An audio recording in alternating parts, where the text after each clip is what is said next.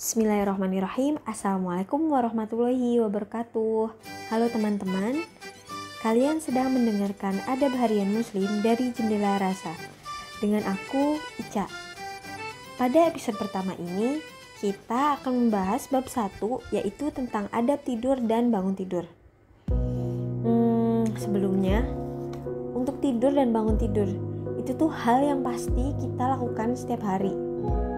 Karena hampir nggak mungkin kan kita nggak tidur ya guys. Jadi kayaknya akan sayang sekali sih ketika kegiatan tidur dan bangun tidur kita itu tidak dimanfaatkan untuk mencari pahala. Barangkali amalan itu bisa membuat kita masuk surga, kan kita nggak tahu juga ya. Nah, yang pertama ini introspeksi diri sebelum tidur. Di sini, hendaklah ia mengintrospeksi dirinya tentang amal yang ia lakukan hari ini. Jika baik, hendaklah ia memuji Allah dan bersyukur kepadanya. Dan jika buruk, maka segeralah memohon ampun dan bertaubat kepadanya.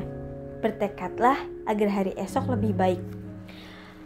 Di sini tentang muhasabah diri.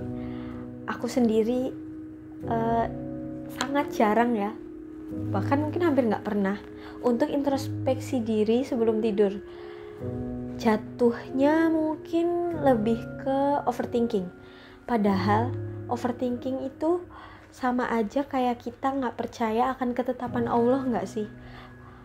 Semua itu kan sudah dirancang oleh Allah sebaik-baiknya. Tapi kenapa kita masih mikir overthinking tentang hal-hal yang sebetulnya tidak perlu kita terlalu pikirkan hingga berlebihan seperti itu. Malah kita sangat jarang kan muhasabah diri. Harusnya kita tuh lebih sering memikirkan apakah hari ini sudah melakukan kebaikan, sekadar atau sesederhana kita senyum ke orang yang kita bertemu saat berpapasan atau ke teman-teman. Terus apakah hari ini kita punya kesalahan dan meminta maaf ke orang-orang yang dirasa kita ada sesuatu yang mengganjal.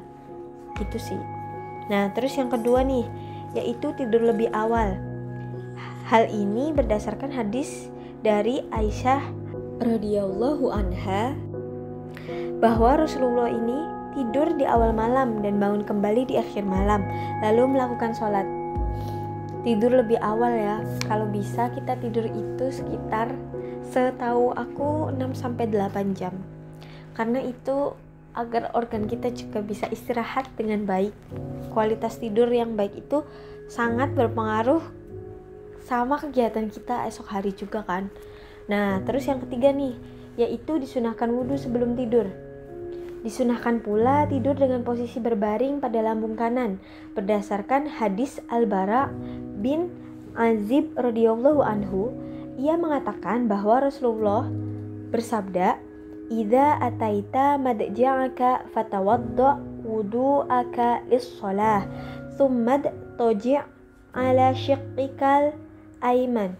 Yang artinya, apabila engkau hendak tidur, maka berwuduklah sebagaimana wudukmu untuk sholat. Kemudian berbaringlah pada lambungmu yang kanan. Setelah itu tidak mengapa berpindah di posisi sebelah kiri. Di sini mungkin sedikit tips juga dari aku. Ketika wudhu sebelum tidur itu mungkin sekalian diniatkan buat skincarean. Apalagi mungkin cewek ya, cowok juga bisa sih. Kita perlu untuk merawat diri kita juga kan. Nah, kita sempatkan diri kita untuk wudhu terlebih dahulu agar lebih siap dan merasa lebih bersih sebelum ke atas kasur. Kayak gitu sih. Nah, terus yang keempat nih, dianjurkan pula untuk mengibaskan kain sarung ke atas kasur sebagai tindak kewaspadaan, karena seseorang itu tidak tahu apa yang terdapat di atas kasurnya. Ini berdasarkan hadis dari Abu Hurairah radhiyallahu anhu. Dalam riwayat lain, hal tersebut dilakukan 3 kali. Jadi kasurnya dikibaskan mungkin dengan sapu yang khusus untuk kasur juga sebanyak 3 kali. Itu untuk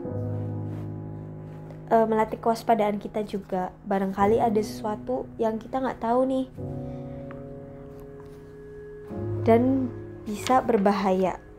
Kemudian yang kelima, di sini itu dimakruhkan tidur telungkup. Nah, ini juga ya tentang tidur telungkup. Hal ini itu berdasarkan hadis dari Abu Dzar radhiyallahu anhu bahwa Rasulullah SAW melarang hal itu karena telungkup itu adalah cara berbaringnya penduduk neraka. Ini masih jadi PR juga buat aku terutama, dan mungkin teman-teman yang lain juga. Kadang tidur tuh telungkup karena itu tidurnya ngasal, langsung tidur aja, padahal kan enggak, jangan sampai telungkup gitu loh. Karena itu enggak, setauku ya, pernah baca artikel atau dengar dari teman-teman juga, itu ngaruh ke pernafasan kita kan. Nah kayak gitu. Kemudian yang keenam nih, yaitu dimakruhkan tidur di atas loteng tanpa penghalang karena dikhawatirkan terjatuh. Nah, teman-teman tahu loteng kan ya gitu. Karena itu takut terjatuh dan pasti berbahaya. Kita juga harus hati-hati akan hal tersebut. Kemudian yang ketujuh, yaitu mengunci pintu, memadamkan api dan lampu-lampu sebelum tidur. Jangan juga mengikat kantong-kantong air dan menutupi wadah-wadah makanan atau minuman. Hal ini itu berdasarkan sabda dari Nabi Shallallahu Alaihi Wasallam yang diriwayatkan oleh Al-Bukhari dan Muslim.